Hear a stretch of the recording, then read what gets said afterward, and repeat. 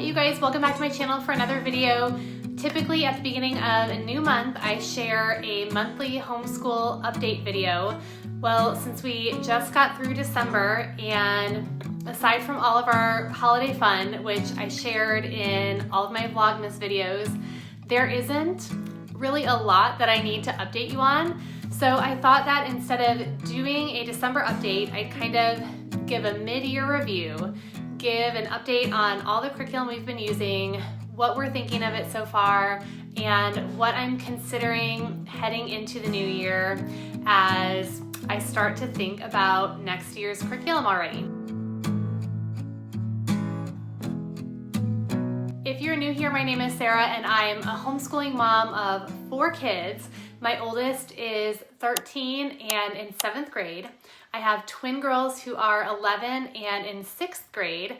And my youngest son just turned 6 and is in kindergarten. I've been homeschooling since my oldest was in kindergarten.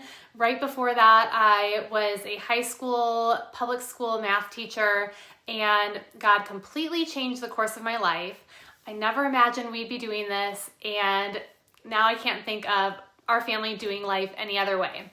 And I also can't believe that my son is going to be in 8th grade soon. That doesn't seem possible, and it really is true how fast it goes. I saw a meme a friend shared the other day that said something to the effect of, you don't have to send your kids back to school on Monday. Keep them home, withdraw them, watch a documentary together, read some books, make some memories, and essentially change your family this year. I love this. If I would have seen that meme 9 to 10 years ago, however, I would have thought it was crazy, especially as a public school teacher who grew up in the public school system.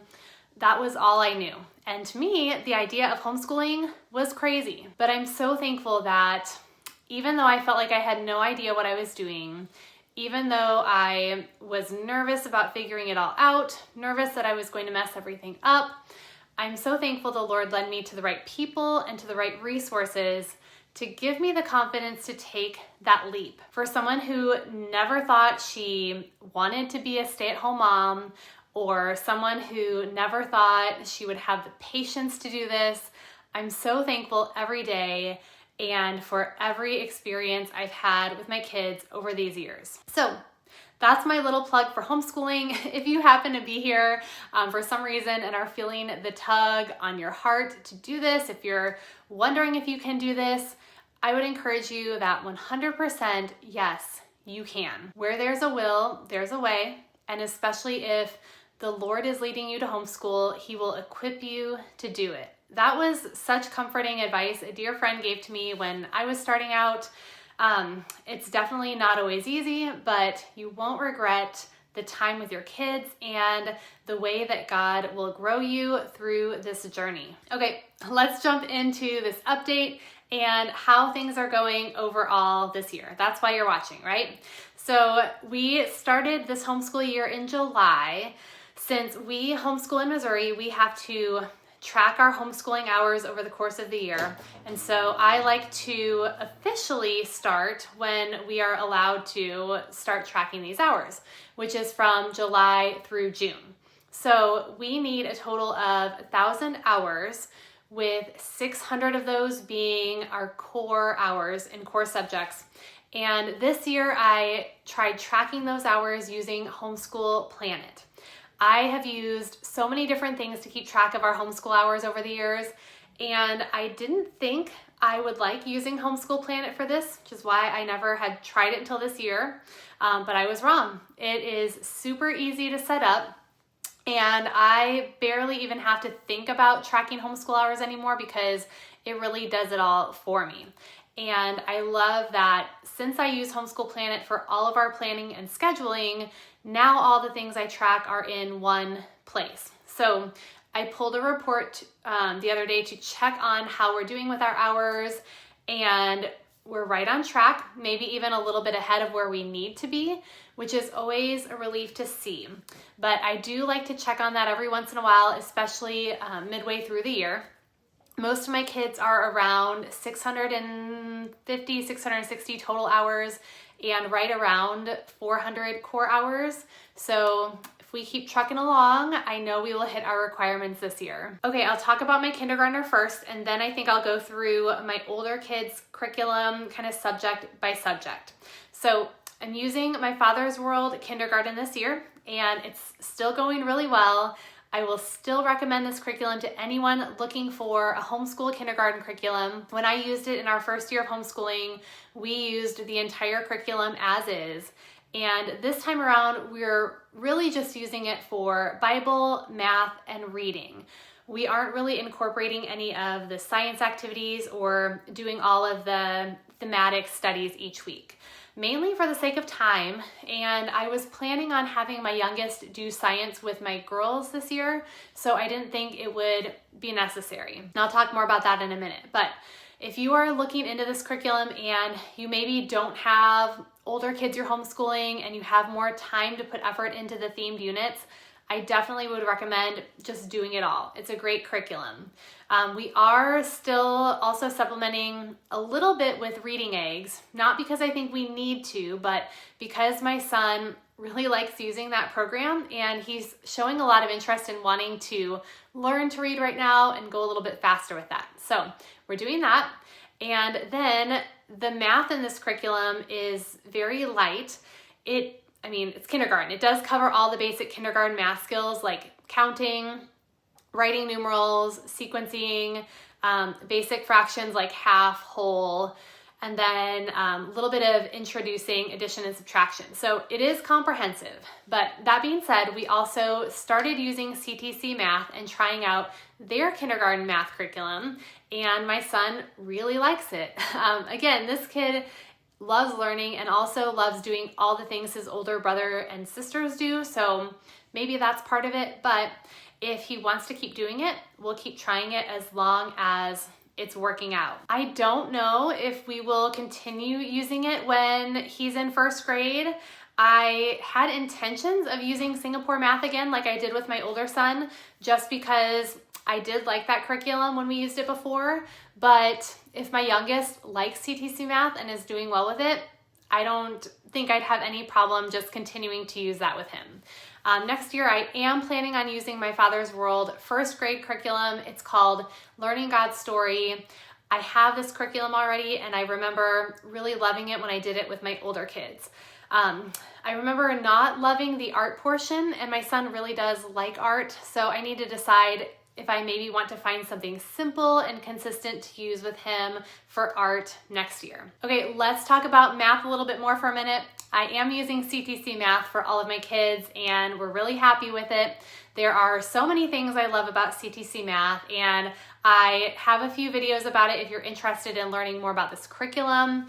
My 7th grader is on track to finish up the 8th grade curriculum by the end of June.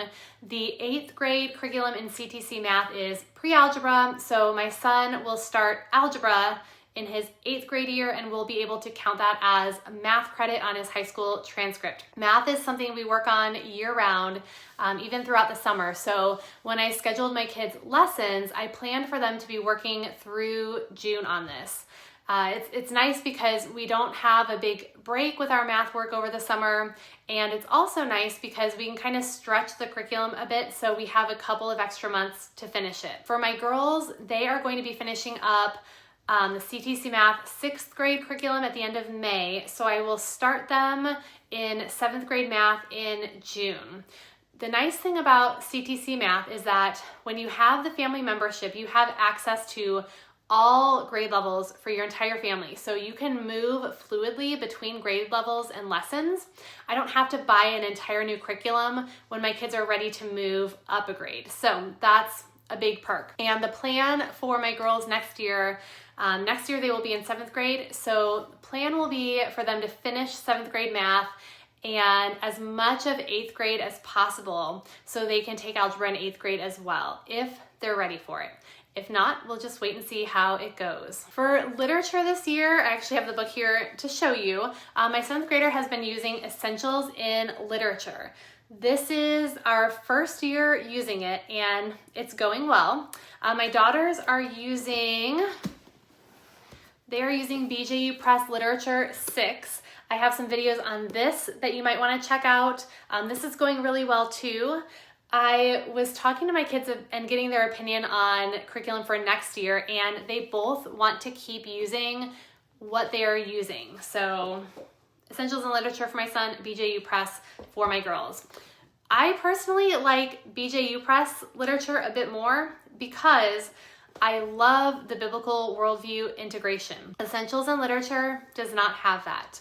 But my son has really enjoyed Essentials in Literature this year. He likes the guy who teaches the classes.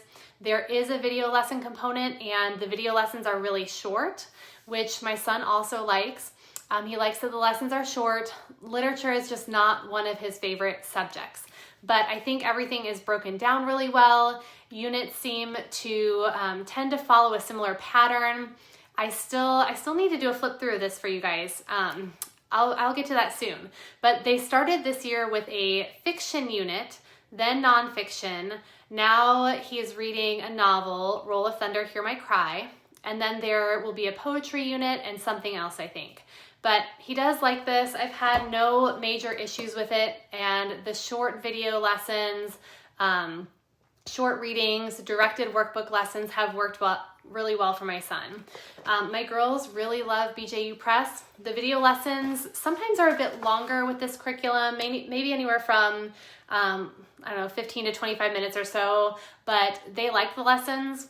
They have loved the readings that have been included this year, and we plan on using BJU for 7th grade literature next year as well. Before moving on, I do want to answer a question about literature curriculum that I have been asked a lot. I've done some flip throughs on learning language arts through literature, and many of you have asked why I decided to switch this year and not continue using them. I've talked about why I switched in previous videos, but I wanted to just mention it again really quickly for anyone who's curious. First, let me say that this curriculum isn't bad. I don't think there is anything inherently wrong with it. It just didn't end up being the best fit for us, and that's something I want to emphasize. You know, the best curriculum for your family is going to be one that works for both your kids and you as a teacher. So it's going to be different for everyone. We tried it because I loved the idea of an all-in-one language arts program.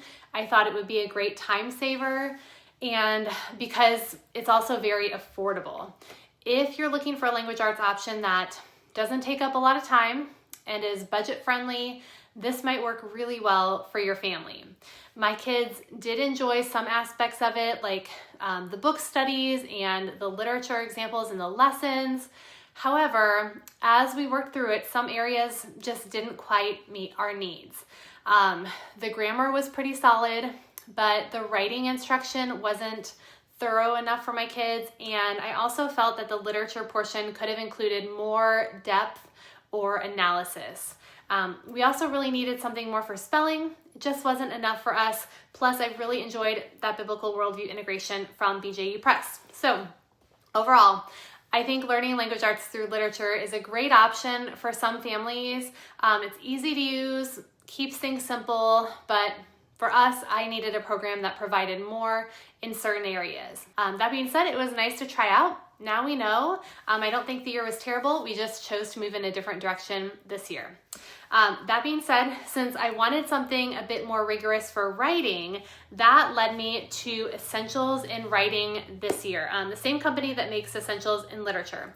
I'm using this for all of my older kids, so we're using levels 6 and 7 this year, and I really like this as well. The first part of the year was a lot of grammar, and now we're really getting into more of the formal writing. So similarly to Essentials in Literature, the video lessons are short, and then there is an assignment that my kids complete in their workbooks. I think that this curriculum breaks down the writing process really well. I think that obviously some kids are going to be more natural writers than others, which is the case with my kids. If you have kids that like to write and do well with it, this is a pretty independent course, I think.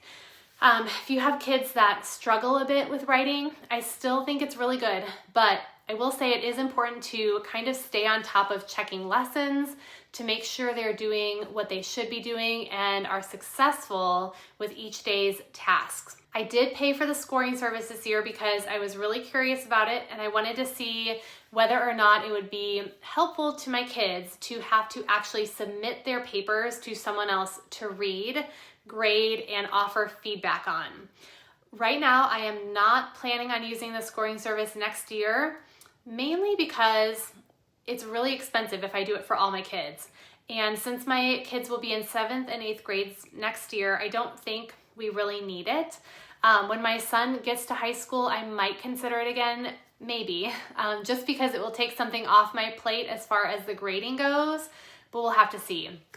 I think it's been good.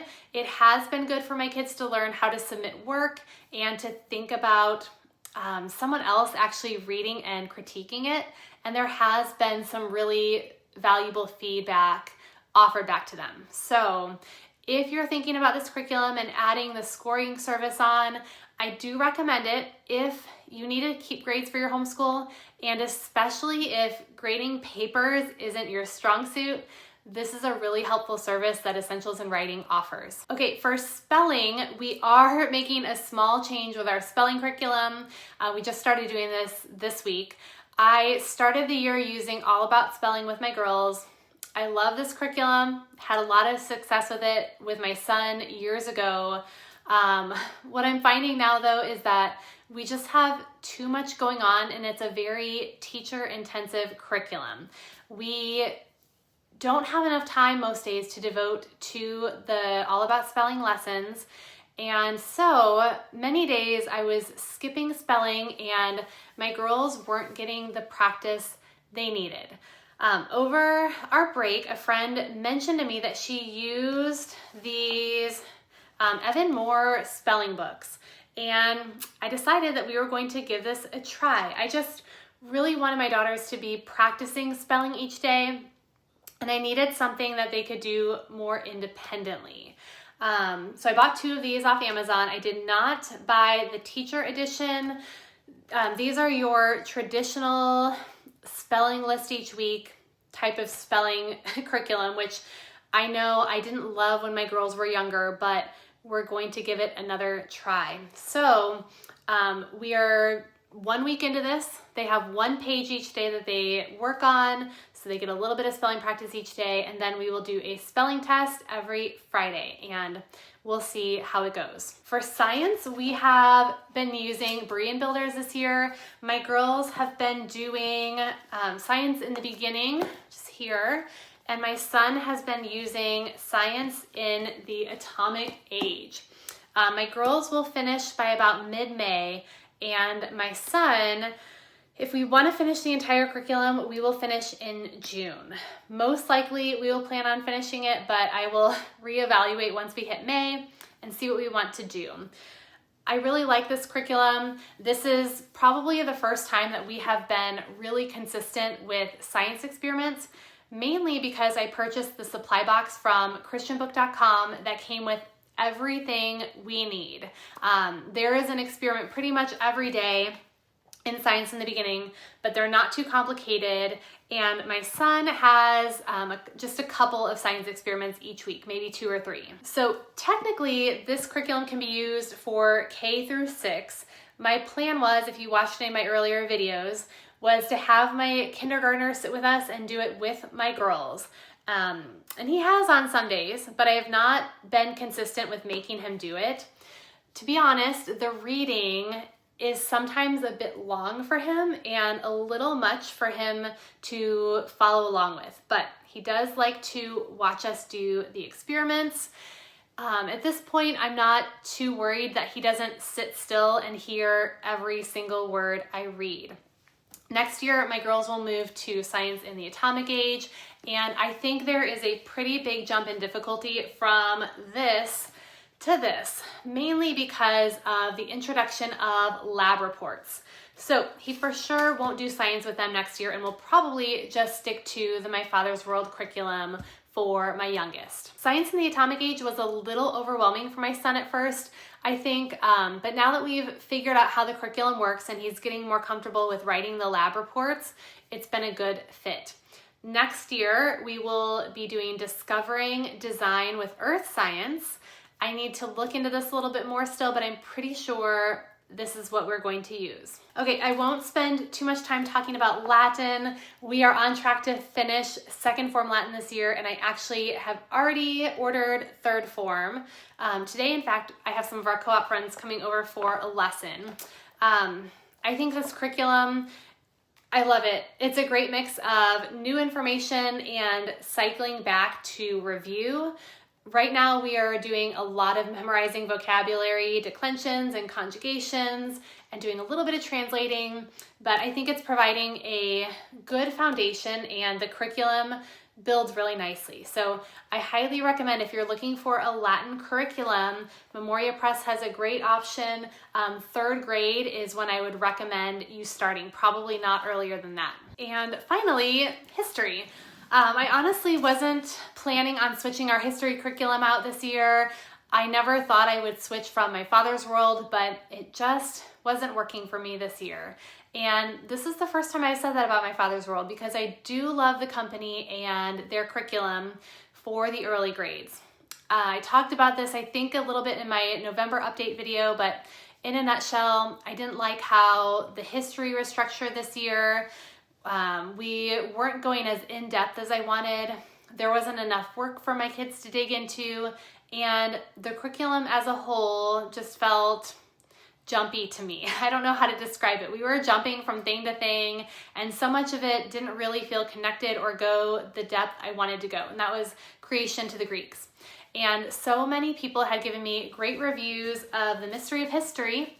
I was thinking about switching to this next year, but when I started planning out the course of our history curriculum for the next few years, I realized that it might be best if we jumped in right now. So we did.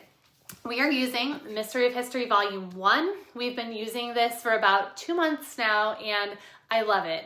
It's closer to the style of history we were using when we used BJU Press, but the text is less textbooky and written as more of a narrative that's really easy to read and get into. And the notebooking component has also been great. I'm preferring this to what we used to have with BJU Press, and I think it's been a really good fit for my kids. We are not doing a lot of extra activities with this because my plan is to read through this volume by the end of the school year, which we will do, and then we'll start volume 2 in the fall. I'm sure I'll be sharing more about this in the future. If you would like to see a flip through or learn more about this volume, let me know in the comments. And that's pretty much it. That's how everything has been going so far this year. I feel really good about where we're at, where we've landed with some of our curriculum choices, and I'm excited about finishing out the year. I think that that's kind of a little perk to switching up your curriculum in the middle of the year. It's not always easy, but it keeps things interesting and gives you a little bit of a fresh start. Not that I recommend doing it if it's not needed, but even if it's just new read-alouds or notebooks or whatever, little changes can help you when you're halfway through the year and you want to beat that mid-year slump that we can all go through. Let me know if you have any questions in the comments below, or if there's anything you want to know more about. If you like this video, please hit that thumbs up button and consider subscribing to my channel. I truly appreciate it, and I'll see you next time.